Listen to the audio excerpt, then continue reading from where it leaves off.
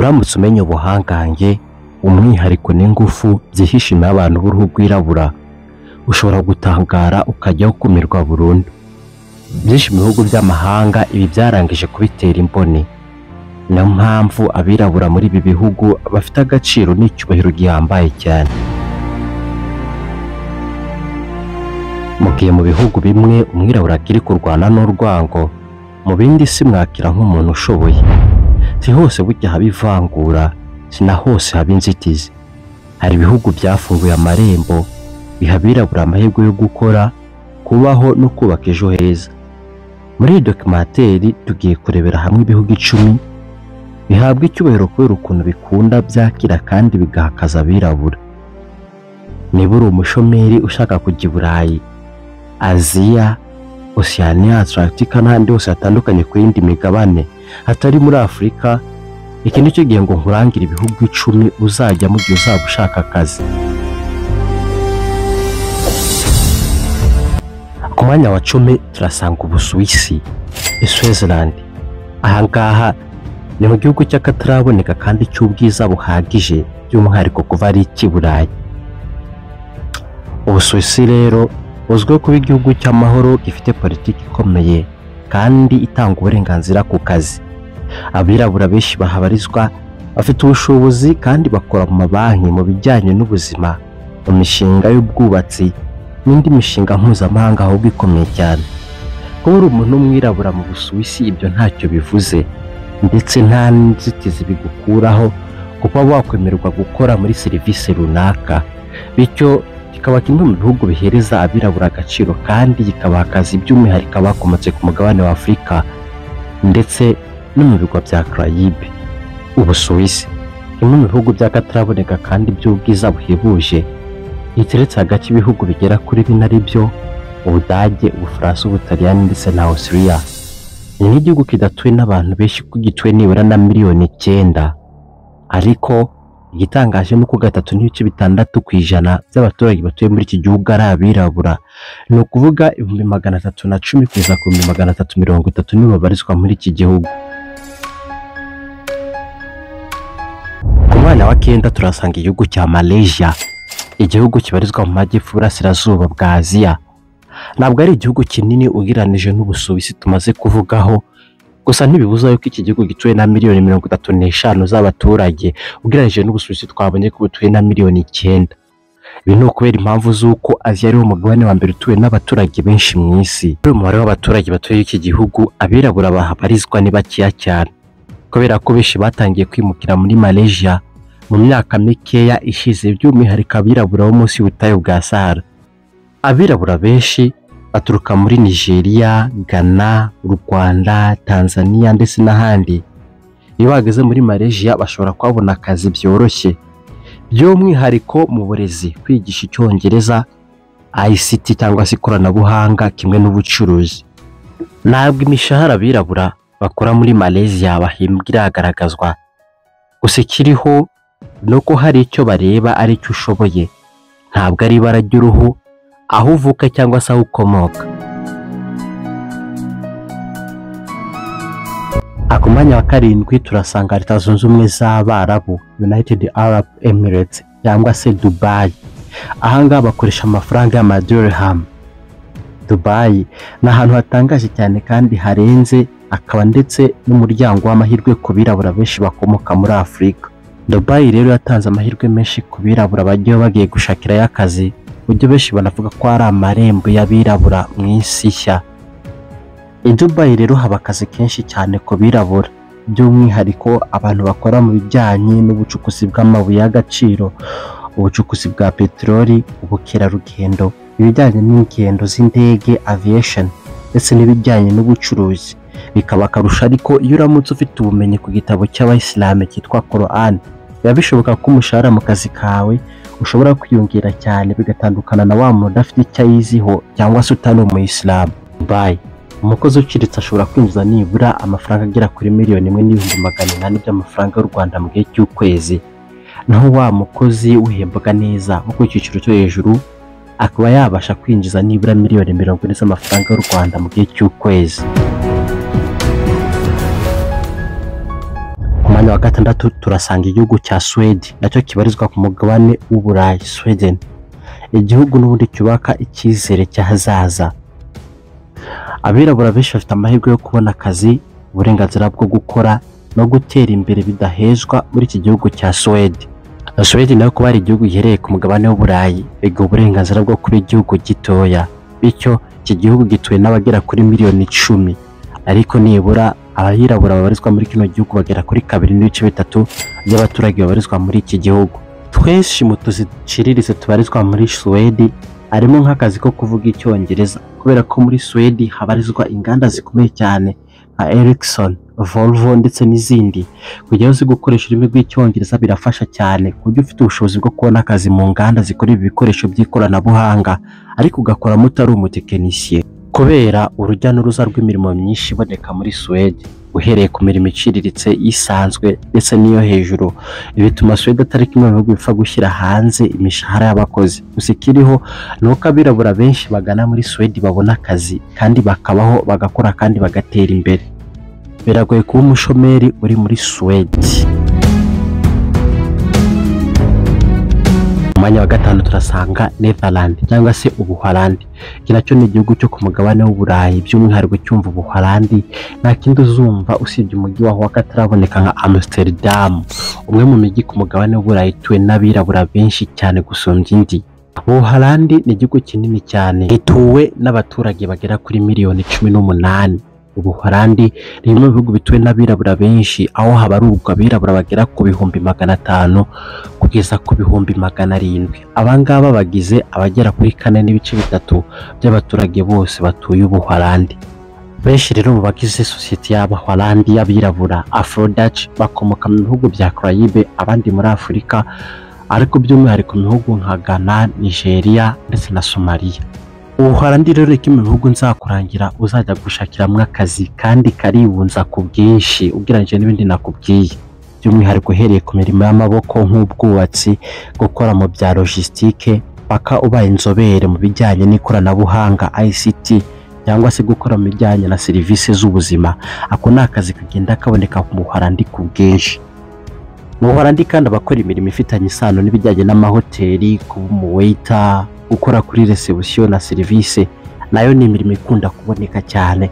Paka ugeze ku mirimo iciriritse nk'imirimo irimo gupakira imbuto, kuzigemura, imirimo ifitanye isano n'ubworozi ndetse n'ibindi. Ubuholandi rero kimwe mu bihugu bya mbere ku isi bikeneye abakozi benshi cyane b'abirabura, kugira ari ahantu ho kwerekera uramutse washomeye kandi ushaka gutera imbere mu buryo bwihuse kandi bworoshye.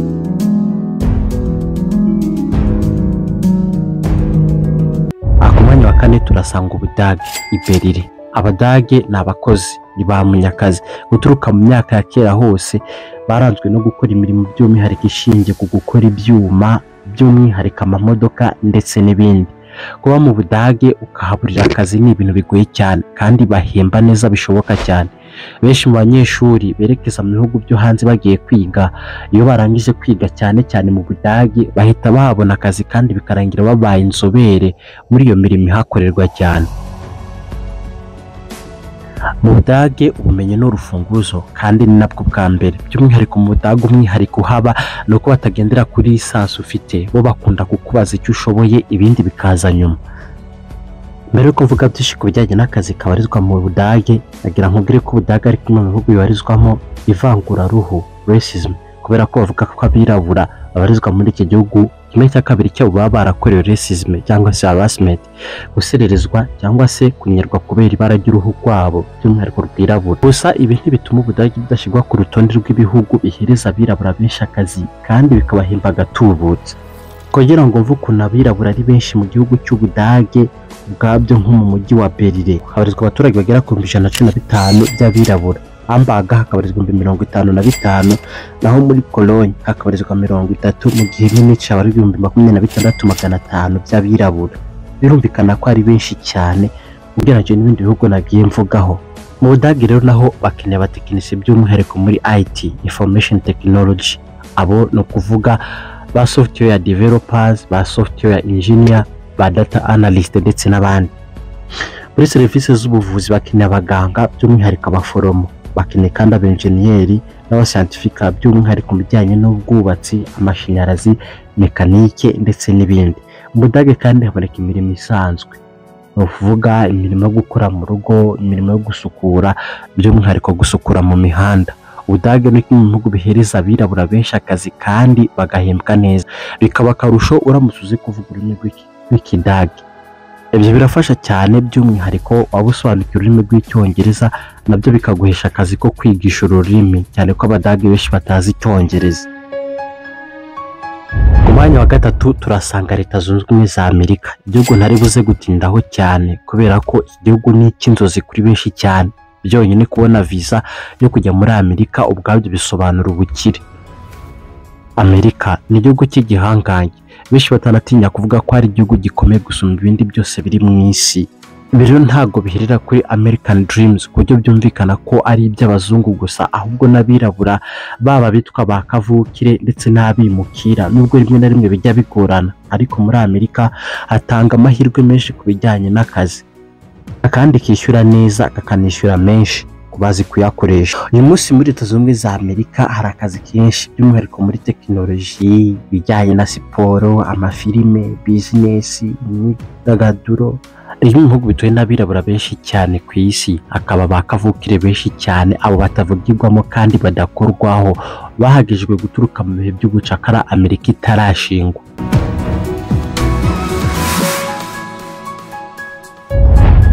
Ku mwanya wa kabiri turasanga Ubwongereza, United Kingdom, igihugu gituwe n'abagera muri miliyoni 70. Habarizwa abirabura bagera kuri miliyoni 2,400,000. Aba bakaba bageze 3.71% by'abaturage bose b'Ubwongereza. Iki ni kimwe mu bihugu byugarijwe n'impunzi nyinshi zikomoka ku mugabane wa Afurika ndetse na Aziya, aho bafashe icyemezo cyo kohereza nyinshi mu Rwanda, gusa umugambi nturanozwa neza. Ubwongereza rero habarizwa akazi kenshi, by'umwihariko ku birabura.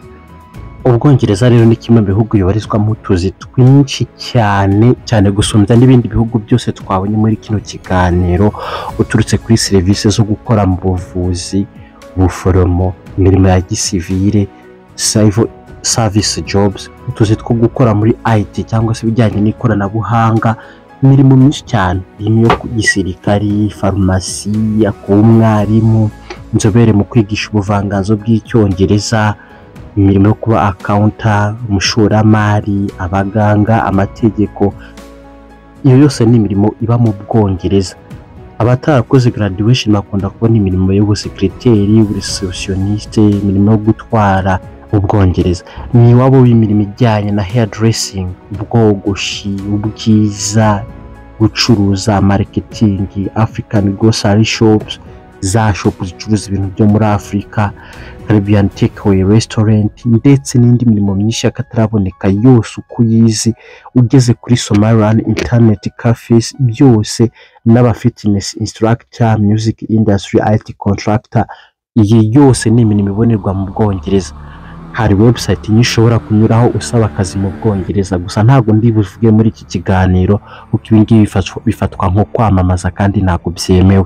Kubagira amahirwe yo kubona akazi mu Bwongereza, umuntu aba afite ubushobozi bwo kwinjiza hagati y'Amayero 40,000 ubwo ni umukozi uciriritse cyane, ni ukuvuga ari hagati ya miliyoni 70 na miliyoni 90 z'amafaranga y'u Rwanda mu gihe cy'umwaka. Gusa ubuzima bwo mu Bwongereza ntabwo buba bworoshye ugereranyije no muri bihugu twagiye tuvugaho byabanje. Wibuke gukanda kuri iyo nzogera maze uduhe subscribe byo tubana 5/5 ibiganiro byacu bya buri munsi, kandi wibuke gukanda like niba aribwo bwa mbere wabonye kuri iyi video.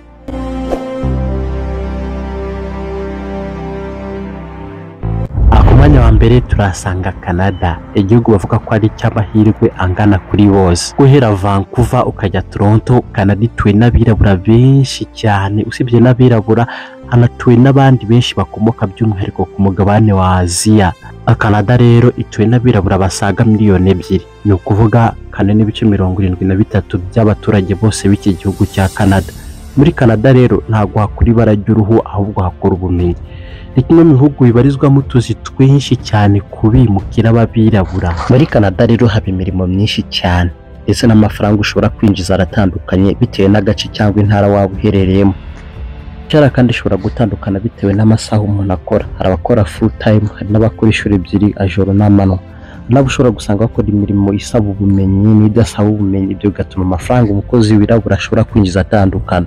Tuvuge nk'urugero, nko mu ntara ya Ontario umukozi ushobora gukora nibura amadolari 17 mu gihe cy'isaha. Iyo yakubye neza ushobora gusanga mu gihe cy'icyumweru ashobora kwinjiza amadolari 676, ariko icyo gihe leta bitarakuraho umusoro.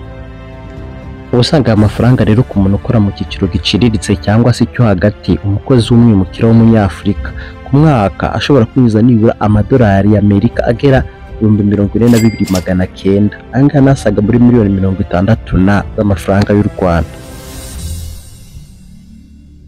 Nashoreje igice cya mbere cy'iki kiganiro, gusa mbere ko shyira akadomo nawe ushobora kujya muri commentaire ukatubwira ni ikihe gihugu twibagiwe gushyira kuri uru rutonde. Ushobora kutwandikira kandi ikindi gitekerezo n'indi ngingo wifuza ko twazaganiraho mu biganiro by'ubutaha. Nitwa Mutavu Ismael, bifurije kubaho neza no kuramba. Tuzasubira mu biganiro by'ubutaha. Bye bye.